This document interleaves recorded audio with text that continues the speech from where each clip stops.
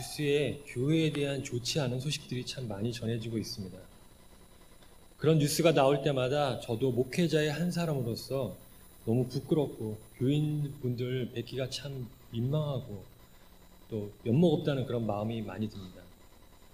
하지만 또 안타까운 것은 묵묵히 어려운 환경 속에서도 하나님만을 바라보고 사시는 목회자들과 교인분들도 참 많이 계시는데 모든 교회가 그렇게 매도를 당하는 것 같아서 마음이 아픕니다. 오늘은 여러분과 교회에 대한 말씀을 나누고자 합니다. 예수님께서 원하시는 교회의 모습은 어떤 모습일까요? 쉽게 말할 수 있는 부분은 아닐 것입니다. 또 오늘 저의 미흡한 설교 한편으로 어떤 교회가 예수님께서 보시기에 합당한 교회인지 다 알 수도 없고 해답을 찾을 수도 없을 것입니다. 하지만 오늘 이 시간에 교회의 구성원인 여러분들과 제가 예수님께서 원하시는 교회의 모습은 과연 어떤지 다시 한번 생각해보고 회개하는 시간 갖기를 소망합니다. 아마 이 자리에 계신 여러분들 중에서 교회가 무엇인지 모르시는 분은 안 계실 것입니다. 하지만 교회가 어떤 곳인지 자세하게 아시는 분들도 많지는 않으실 것입니다. 그래서 이 시간에는 교회의 목적과 본질이 무엇인지 예수님께서 교회를 세우시는 이유와 과정을 살펴보고 우리는 어떻게 해야 하는지 함께 생각해 보겠습니다. 가장 먼저 교회라는 단어가 무슨 뜻인지부터 살펴보겠습니다. 교회는 헬라어로 에클레시아입니다. 에클레시아는 히브리어 카알이란 단어를 헬라어로 번역한 단어인데요. 원래의 뜻은 같은 목적을 가진 사람들이 모인 모임이라고 쓰여졌었습니다. 그러다가 예수님께서 공생애를 시작하신 이후에 에클레시아는 시간이 지날수록 점점 더 우리가 알고 있는 교회라는 그런 뜻으로 정착하게 됩니다. 단어의 뜻만 가지고 에클레시아가 무엇인가를 만약에 본다면 사람들의 모임일 것입니다. 그런데 어떤 모임인가 하면 다른 목적이 아니라 예수님을 구원자로 고백하는 사람들의 모임이라는 것입니다. 그래서 이 자리에 있는 우리는 모두 예수 그리스도가 우리를 죄에서 구원하신 분이라는 것을 고백하고 믿는 사람들의 모임입니다. 그렇다면 교회가 시작된 것은 언제일까요? 예수님께서 승천하시고 오순절 성령 강림 사건이 있었는데요. 그때부터를 진정한 교회의 시작이라고 얘기하고 있습니다. 예수님께서 이 땅에 오신 목적 중에 하나가 교회를 세우는 것이었습니다. 성경을 보면 예수님께서 이 땅에 계실 동안 교회를 세우기 위해서 많은 준비를 하셨다는 것을 알 수가 있습니다. 예수님께서는 교회를 세우기 위해서 제자들을 먼저 부르셨고, 그리고 제자들을 말씀으로 가르치시고 보호하셨고, 또 제자들을 파송하여 선교를 가르치셨고, 예수님께서 승천하시고, 그러고 난 다음에 보혜사 성령께서 오셔서 제자들의 모임을 계속 이끌 것이다 라고 말씀하셨습니다. 제가 아까 에클레시아라는 단어의 뜻이 예수님을 구원자로 믿는 사람들의 모임이다 라고 말씀을 드렸었습니다. 그렇다면 예수님께서 이 땅에 계실 공생애 동안에도 예수님을 믿는 제자들이 있었기 때문에 그의 모임을 교회라고 부를 수 있지도 않을까요? 하지만 그 모임을 교회라고 말하지는 않습니다. 왜냐하면 성령님께서 아직 오시지 않았기 때문입니다. 오순절 성령님께서 임하시기 전까지 제자들의 모임은 교제하고 기도하는 모임에 불과했습니다. 제자들은 예수님께서 승천하시고 난 이후에도 유대인들이 두려워서 숨어서 기도를 하고 있었습니다. 그러나 그들이 성령 강림 이후에는 완전히 달라졌습니다. 예수님을 부인하고 모두 도망쳤던 제자들이 성령님께서 임하시고 나니까 예수님에 대한 확신과 믿음이 생긴 것입니다. 그들은 성령으로 충만해져서 예루살렘뿐만이 아니라 사마리아와 땅끝까지 담대하게 예수님을 증거하고 교회를 세우기 시작했습니다. 그래서 진정한 교회는 성령님께서 임하시고 난 이후라고 말할 수가 있습니다. 다시 말해서 교회는 성령님과 함께 하셔야 한다는 것입니다. 그리고 성령님께서 시작하셨고 성령님께서 함께 하시지 않으면 교회가 아니라는 것입니다. 이렇게 교회는 예수님께서 준비하셨고 성령님께서 시작하셨다는 것을 알 수가 있는데요. 그렇다면 예수님과 성령님은 교회에서 어떤 역할을 하고 계시는지, 또 우리와는 어떤 관계인지 조금 더 자세하게 알아보겠습니다. 에베소서 1장 22절에서 23절을 제가 읽으면 만물을 그 발 아래 복종하게 하시고 그를 만물 위에 교회의 머리로 주셨느니라.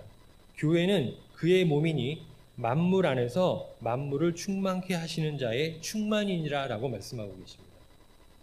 하나님께서는 예수님에게 모든 만물을 복종하게 하시고 교회의 머리로 세우셨다고 말씀하십니다.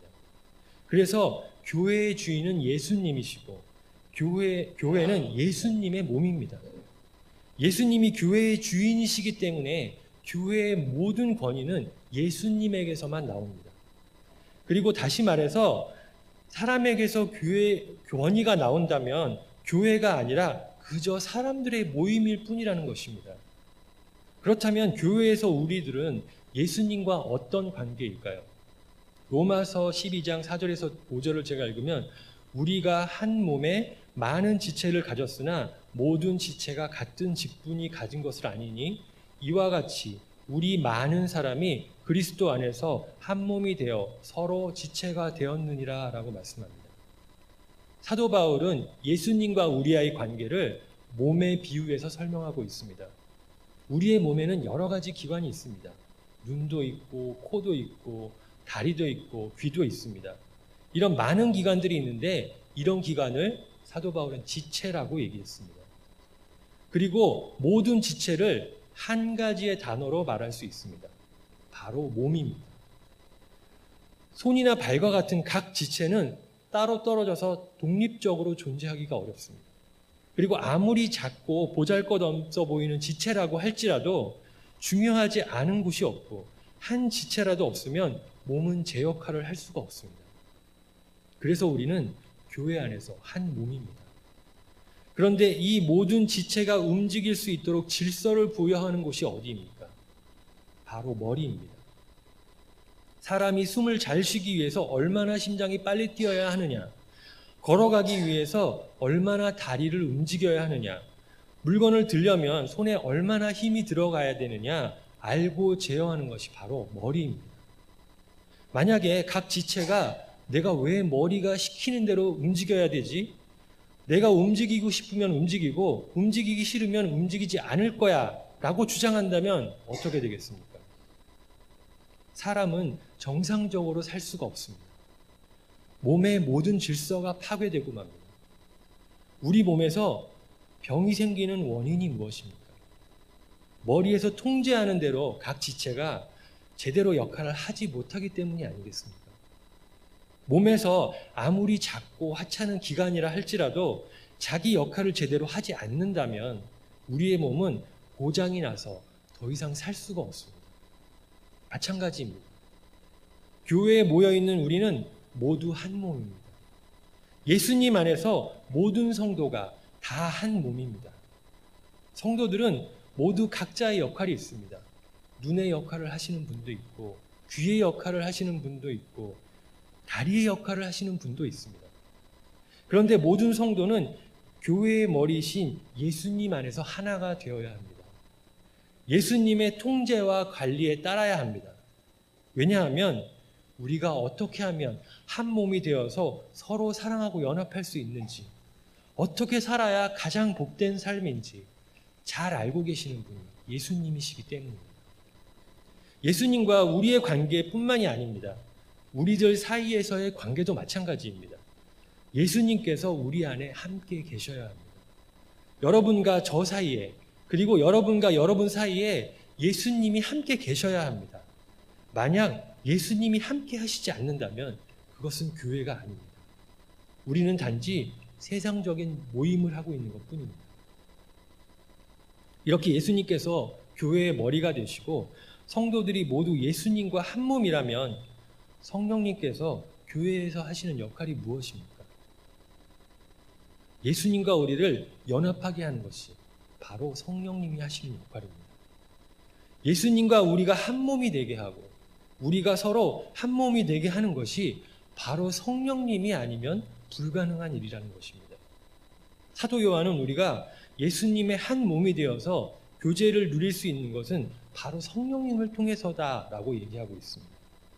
요한은 이 성령을 보혜사라고 소개하고 있고 또 이분이 바로 교회의 영이다라고 말하고 있습니다. 요한복음 14장 16절에서 17절을 제가 읽으면 내가 아버지께 구하겠으니 그가 또 다른 보혜사를 너희에게 주사 영원토록 너희와 함께 있게 하리니 그는 진리의 영이라. 세상은 능히 그를 받지 못하나니 이는 그를 보지도 못하고 알지도 못함이라. 그러나 너희는 그를 아나니 그는 너희와 함께 거하시며 또 너희 속에 계시겠음이라 라고 말씀하고 있습니다.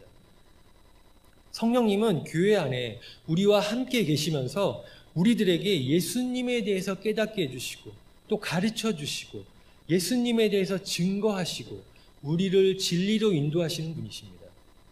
그러니까 결국 우리 안에 성령님께서 함께 하시느냐 아니냐에 따라서 그 교회에 생명이 있느냐 없느냐가 결정된다는 것입니다. 그렇다면 예수님께서 교회를 세운 목적은 무엇일까요?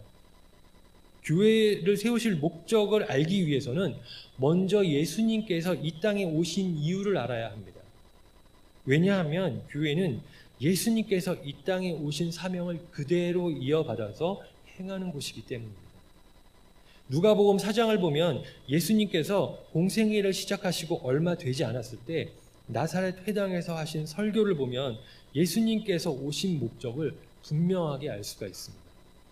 누가복음 4장 18절에서 19절에 보면 가난한 자들에게 복음을 전하고 포로된 자들에게 자유를 주고 눈먼 자들에게 다시 보게 함을 만민에게 주의 은혜의 해를 전파하기 위함이다 라고 말씀하고 있습니다.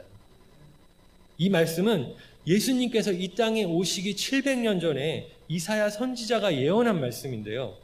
메시아가 이 땅에 오시면 이런 일을 하게 될 것이다 라고 예언한 것입니다. 예수님께서 회당에서 설교하시면서 이 말씀을 하시면서 그 메시아가 바로 나다라고 선언하신 것입니다. 이 땅의 모든 교회들은 예수님께서 선포하신 이 사명을 그대로 물려받아서 행하기 위해서 세워진 것입니다. 그래서 땅끝까지 복음을 전하고 또 포로된 자에게 자유를 주고 가난한 사람들을 도와주고 하나님의 나라가 이 땅에 세워지도록 예수님께서 하신 일들을 그대로 하는 것이 바로 교회의 사명입니다. 이런 예수님의 사명을 잘 지켜서 가장 본보기가 된 교회가 바로 초대교회입니다. 사도행전 4장 32절에서 35절을 보면 초대교회가 어떤 모습이었는지 잘 나타나고 있습니다.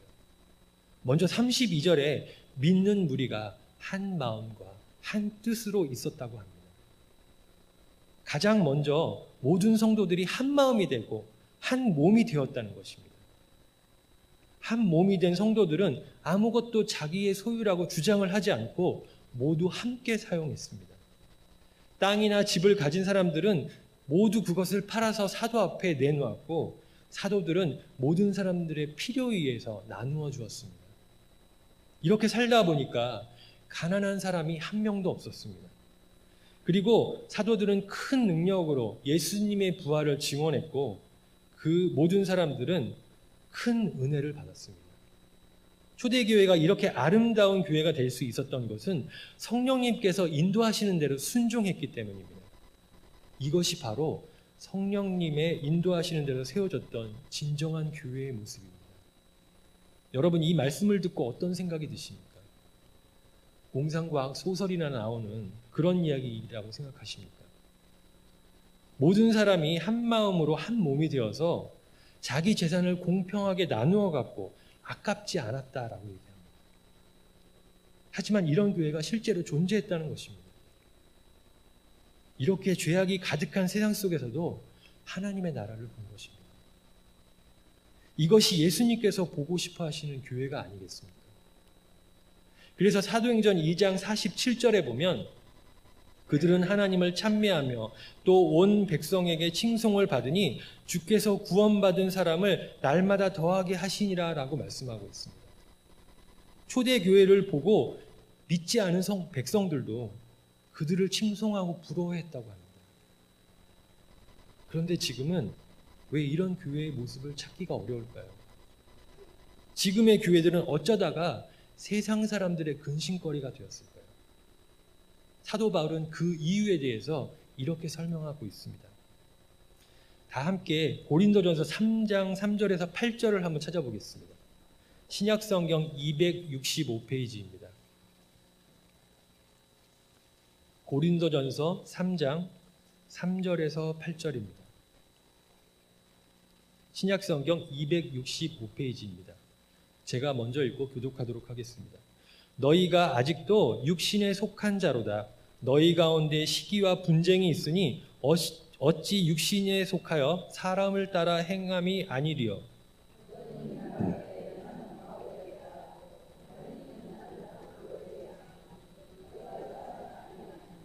그런즉 아볼로는 무엇이며 바울은 무엇이뇨?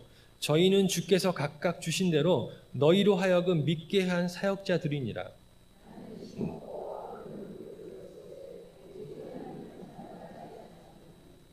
그런즉 심는 이나 물 주는 이는 아무것도 아니로되 오직 자라나게 하시는 하나님뿐이니라. 신자와 물 주는 이가 일반이나 각각 자기의 일하는 대로 자기의 상을 받으리라. 아멘. 네, 이 본문을 보면 고린도 교회가 나옵니다. 고린도 교회는 사도 바울이 개척한 교회였습니다. 고린도는 그리스에 있는 항구 도시였는데요. 이 고린도는 무역을 잘해서 굉장히 부자 도시였습니다. 그런데 그곳에는 우상 숭배가 아주 심했습니다. 그러한 이유로 고린도 교회는 성령의 은사가 넘치지만 우상 숭배가 극심했고 부자들도 많았지만 빈부격차가 심했고 지식이 넘쳐서 여러 파로 나뉘어져서 싸움도 많이 하는 그런 은사도 넘치고 문제도 많은 교회가 바로 고린도 교회였습니다. 고린도 교회에서 여러 가지 문제들이 계속 발생을 하니까 바울이 그 문제에 대한 해답을 주기 위해서 쓴 편지가 바로 고린도 전후서입니다. 그 당시에 고린도 교회는 여러 파로 나뉘어져서 계속해서 다툼이 있었습니다. 어떤 사람들은 바울파다, 어떤 사람들은 아볼로파다라고 말하면서 자신들이 주장이 옳다고 서로 싸우고 있었습니다. 3장 3절에서 4절에 보면 바울이 그 싸움의 원인에 대해서 말하고 있습니다. 여러분은 아직도 육신에 속한 사람들입니다. 여러분 가운데에서 시기와 싸움이 있으니 여러분은 육신에 속한 사람이고 인간의 방식대로 살고 있는 것이 아닙니까? 어떤 사람은 나는 바울 편이다, 다른 사람은 나는 바울로 편이다 한다고 하니 여러분은 육신에 속한 사람이 아니고 무엇이겠습니까? 라고 말하고 있습니다. 바울은 고린도 교회의 분열의 원인은 당신이 육신에 속한 자이기 때문이다 라고 말합니다. 여러분, 육신에 속았다는 것이 무슨 뜻입니까? 나의 죄의 본성에서 나오는 대로, 나의 감정대로, 나의 판단대로 생각하고 행동한다는 것입니다. 그들이 이미 예수 그리스도와 함께 십자가에서 죽고 다시 태어났다는 것을 알고 있음에도 불구하고 여전히 죄의 지배를 당하고 육신의 지배를 당하고 있었습니다. 그들이 왜 아직도 육신의 사람으로 살고 있는 것입니까? 예수님께서 나를 죄에서 구원하신 구원자시다라고 고백했지만 예수님의 질서대로 사는 것을 거부했기 때문입니다. 그들은 십자가의 도를 거부하고 여전히 죄의 본성대로 살고 있었습니다. 바울은 그들이 육신에 속한 사람이고 여전히 세상의 방식대로 살고 있다고 말합니다. 화가 난다고 해서 화를 내고 용서할 수 없다고 해서 용서를 못하고 욕심이 나니까 욕심대로 사는 것은 세상 사람들과 아무것도 다를 것이 없다는 것입니다. 바울은 육신의 사람이 아니라 영의 사람으로 살아야 한다고 말하고 있습니다.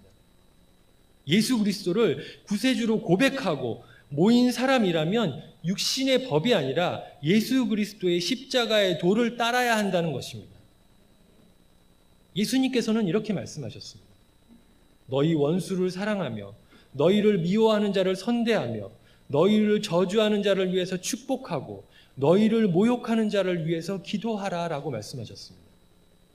여러분은 예수님께서 하신 이 말씀을 어떻게 생각하고 계십니까? 나는 저렇게 못 살아. 내가 왜 저렇게 살아야 돼? 라고 생각하고 계십니까? 만약 그렇다면 우리는 육신에 속한 사람들입니다. 우리는 예수님께서 말씀하신 십자가의 도를 거부하고 있습니다. 하나님의 나라의 법을 거부하고 있습니다. 그렇기 때문에 교회는 빛을 잃은 것입니다. 세상 사람들의 모임과 아무것도 다른 것이 없습니다. 초대교회가 어떻게 예수님께서 원하시는 교회가 되었습니까? 성령님께서 함께 하셨기 때문입니다. 어떻게 그들에게 성령님께서 함께 하실 수 있었습니까? 그들은 육신에 속한 사람이 아니라 십자가의 도를 따르는 사람들이었기 때문입니다. 육에 속한 사람에게는 성령님께서 함께 하시지 못합니다. 그들은 나의 죄에서 나오는 추한 생각과 가치관을 모두 버렸습니다. 십자가의 도를 따라서 살았습니다. 예수님의 말씀에 순종하고 성령님께서 인도하시는 대로 살았습니다. 그렇기 때문에 그들은 예수님이 머리가 되시고 예수님 안에서 한 몸이 되는 진정한 교회가 될 수 있었던 것입니다. 고린도전서 3장 16절에서 18절을 같이 보겠습니다. 고린도전서 3장 16절에서 18절입니다. 신약성경 266페이지입니다. 세 절을 함께 읽도록 하겠습니다. 시작. 너희가 하나님의 성전인 것과 하나님의 성령이 너희 안에 거하시는 것을 알지 못하느뇨. 누구든지 하나님의 성전을 더럽히면 하나님이 그 사람을 멸하시리라. 하나님의 성전은 거룩하니 너희도 그러하니라. 아무도 너희 속이지 말라. 너희 중에 누구든지 이 세상에서 지혜 있는 줄을 생각하거든 미련한 자가 되어라. 그리하여야 지혜로운 자가 되리라. 아멘. 사도 바울은 또 이렇게 말합니다. 여러분이 하나님의 성전이라는 것을 알지 못합니까? 여러분 안에 성령님이 살고 계시다는 것을 알지 못합니까? 여러분 안에 성령님이 살고 계시다면 여러분이 어떻게 육신에 속한 사람으로 살 수가 있겠습니까? 여러분, 만약에 어떤 사람이 하나님의 성전에 오물을 뿌리고 불을 지르고 성전을 파괴한다면 어떻게 되겠습니까? 그 사람은 죽음을 면치 못할 것입니다. 사도 바울은 우리가 육신의 사람으로 사는 것은 성전을 파괴하는 것과 똑같다라고 말합니다. 우리의 몸은 하나님의 성전입니다. 그런데 우리가 십자가의 도를 따르지 않고 죄에서 나온 대로 사는 것은 성전을 파괴하는 것과 같다라고 말합니다. 우리의 몸은 하나님의 성전인데 우리의 몸 안에 육신에서 나오는 말과 행동을 담고 있다는 것은 마치 성전에 오물을 뿌리고 파괴하고 있는 것과 같다라고 말합니다. 내 판단대로 사는 사람은 성전을 파괴하는 사람이며 하나님께서 그 책임을 물어서 그 사람을 멸하실 것이라는 것입니다. 고린도 교회에서 서로 파가 나뉘어져서 분열했던 이유가 무엇입니까? 내 생각이 맞다는 것입니다. 내 판단이 옳다는 것입니다. 그렇기 때문에 서로 싸울 수밖에 없습니다. 사도 바울은 18절에 이렇게 얘기합니다. 내 생각이 맞다라고 주장하는 너의 지혜가 가장 뛰어나다고 생각할지는 모르겠지만 하나님께서 보시기에 그 지혜들은 다 어리석은 것에 불과할 뿐이다. 정말로 지혜가 있는 사람이 되기 위해서는 어리석은 사람이 되어야 한다. 나의 육신에서 나온 지혜가 어리석다는 것을 깨닫고 어리석은 사람이 되어야 한다라고 말하고 있습니다. 바울이 말하는 어리석은 사람이 된다는 것이 무슨 뜻입니까? 십자가의 도를 따르는 것입니다. 세상 사람들은 이렇게 말합니다. 원수를 사랑하다는 것이 말이 되느냐? 어떻게 당신을 미워하는 사람을 선대할 수 있으며 당신을 저주하는 자를 위해서 축복하고 당신을 모욕하는 자를 위해서 기도할 수 있느냐? 세상에 그런 바보가 어디 있느냐? 그렇게 살면 멍청한 것이다. 이렇게 얘기합니다. 세상 사람들이 어리석다고 얘기하는 그 모든 것이 바로 십자가의 도입니다. 하나님의 나라의 법입니다. 예수님이 걸어가신 길입니다. 고린도전서 1장 18절을 제가 읽으면 십자가의 도로 멸망하는 자들에게는 미련한 것이요 구원을 얻는 우리에게는 하나님의 능력이라 라고 말씀합니다. 사도 바울은 우리가 십자가의 도를 따르는 것은 세상 사람들이 보면 미련한 짓이다. 하지만 구원을 얻는 우리에게는 십자가의 도는 하나님의 능력이 된다라고 말하고 있습니다. 여러분, 하나님의 능력이 어디에서 나오는지 아십니까? 나의 육신에서 나오는 말과 행동을 버리고 예수 그리스도의 십자가에서 함께 죽고 예수님을 살아갈 때 하나님의 능력이 나타납니다. 나에게서 왜 하나님의 능력이 나타나지 않는지 아십니까? 요즘 교회에서 왜 하나님의 능력이 나타나지 않는지 아십니까? 내가 육신의 사람으로 살기 때문입니다. 십자가를 따르지 않고 내 생각대로 살고 있기 때문입니다. 육신의 사람으로 살아가는 곳에 성령님은 계시지 않습니다. 그래서 우리에게는 아무 능력도 없는 것입니다. 여러분, 교회의 머리는 예수님이십니다. 그리고 우리는 예수님 안에서 한 몸입니다.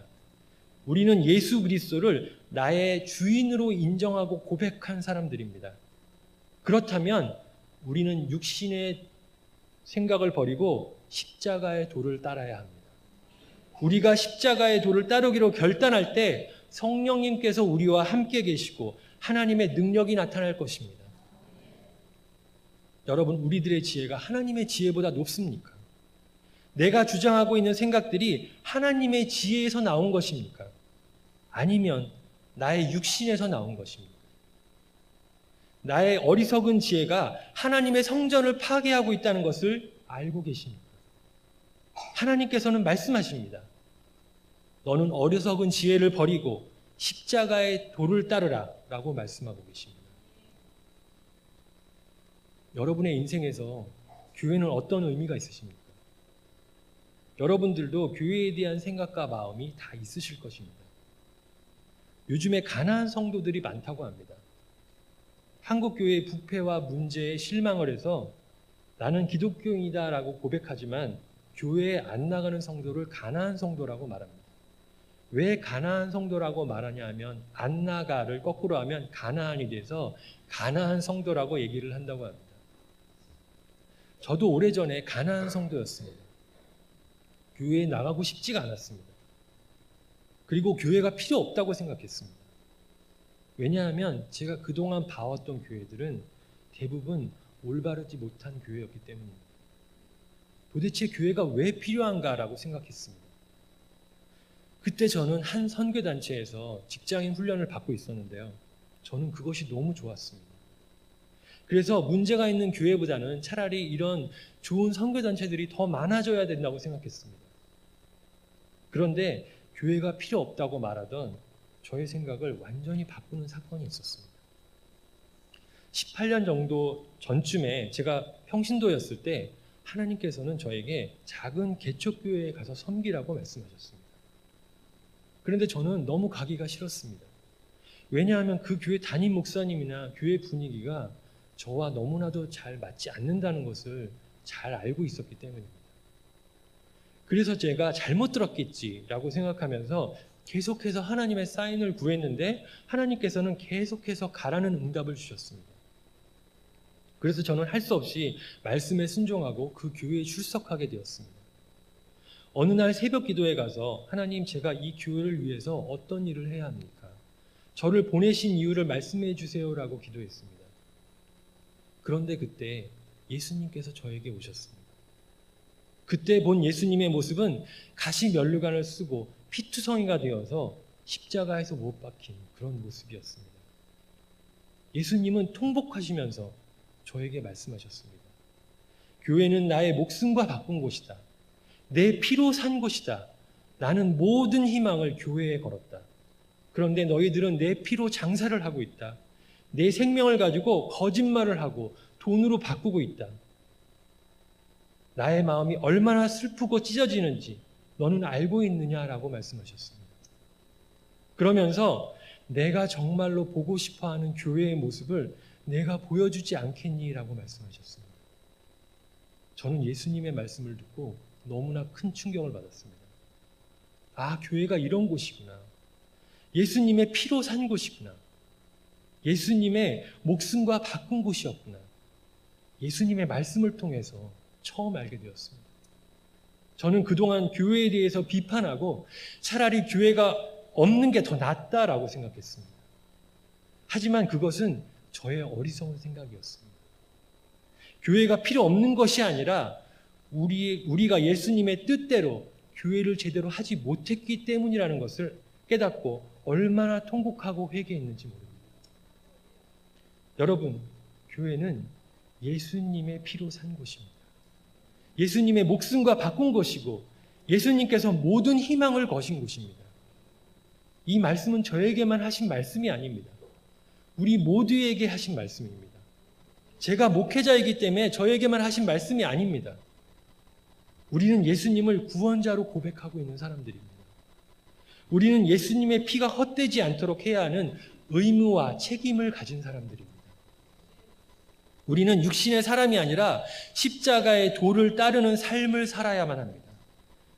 우리 안에 성령님이 함께 하셔야 합니다. 그래서 우리는 예수님 안에서 한 몸이 되어야만 합니다. 이곳에 용서와 사랑과 눈물과 회개가 있어야 합니다. 예수님의 생명과 십자가의 부활이 있어야 합니다. 여러분, 우리 사랑교회를 위해서 기도해 주십시오. 이 세상의 모든 교회를 위해서 기도해 주십시오. 나의 생각과 고집을 내려놓고 십자가의 도를 따르시기 바랍니다. 서로 사랑하고 서로 용서하고 한 몸이 되십시오. 우리가 십자가의 도를 따를 때 하나님의 능력이 우리에게서 나타날 것입니다. 예수님의 피가 헛되지 않도록 교회가 바로 설 수 있도록 함께 기도해 주십시오. 우리 교회가 예수님이 보고 싶어 하시는 바로 그 교회가 되기를 함께 기도하겠습니다. 여러분, 같이 기도하겠습니다. 하나님, 우리와 함께 해주셔서 이 시간 교회에 대한 말씀을 나누었습니다. 우리가 교회에 대한 마음이 지금까지 어떤 것이었으며 우리는 교회에서 어떤 역할을 했는지 이 시간 함께 회개하고 기도하는 시간을 갖겠습니다. 기도하겠습니다. 하나님, 이 시간 우리와 함께하여 주시옵소서. 우리를 불쌍히 여겨 주시옵소서. 주님께서 피로 산 그 교회를 우리는 모르고 살았습니다. 우리의 육신에서 나오는 죄악대로 살았습니다. 아버지, 우리를 용서하여 주시옵소서. 주님 함께해 주시고 우리를 불쌍히 여겨 주시옵소서. 주님의 피가 헛되지 않도록 우리를 바로 세워 주시옵소서. 서로 한 몸이 돼서 사랑할 수 있도록 인도해 주시옵소서. 우리가 서로 시기하고 질투하고 분노하지 않도록 하여 주시오며, 성령님 우리와 함께해 주시어서 우리가 예수 그리스도와 함께 십자가에 못 박혀 죽고 예수님과 함께 다시 살아나며 우리 안에 성령이 함께 하시며 십자가의 도로 살 수 있도록 주님께서 인도하여 주시옵소서. 우리를 불쌍히 여겨주시고 주님께서 함께해 주시옵소서. 우리 성도님은 한 사람 한 사람의 마음을 붙들어 주시고 치유하여 주시고 주님께서 인도해 주시어서 우리의 마음에 교회에 대한 마음이 다시 한번 떠오르게 하시고, 성령님께서 우리와 함께해 주셔서 교회가 정말 우리의 희망이 되게 하시고 예수님이 보시기 기뻐하는 교회가 될 수 있도록 우리 사랑교회를 축복하여 주시옵소서. 우리 주님 함께하여 주시오며 우리 사랑교회에서 우리 성도들이 모두 함께 한 몸이 되어서 정말 서로 사랑하며 주님 앞에 나아갈 수 있는 우리 교회가 될 수 있도록 아버지 우리를 용서하시고 우리를 불쌍히 여겨주시고 우리와 함께해 주시기를 이 시간 간절히 바라고 원하옵니다. 아버지 함께해 주시옵소서. 두 손 들고 찬양하겠습니다. 두 손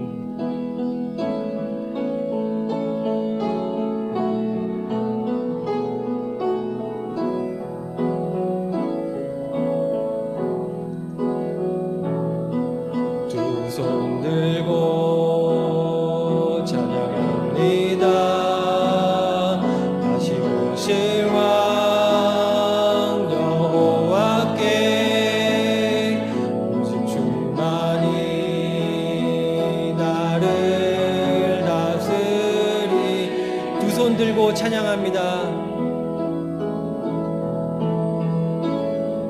두 손 들고 찬양합니다.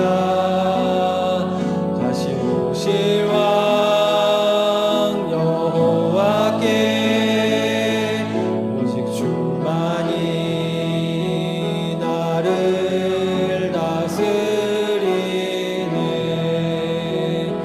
주님만을 섬기리 나 주님만